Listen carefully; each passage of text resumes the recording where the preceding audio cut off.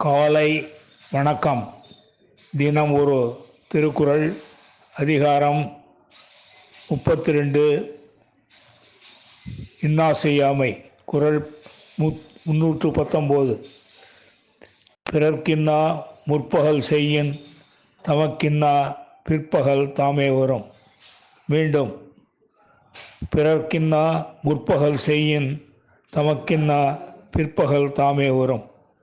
இதன் விளக்கம்: முற்பகலில் மற்றவருக்கு துன்பமானவற்றை செய்தால் அவ்வாறு செய்தவர்க்கே பிற்பகலில் துன்பங்கள் தாமாக வந்து சேரும்.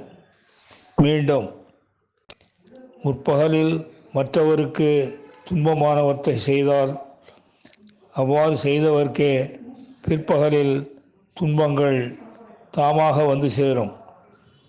நன்றி, வணக்கம் கூறி உங்களிடமிருந்து விடைபெறுவது தேரெழுந்தூர் கோசகன் என்கிற டிவி நாராயணன், சென்னை.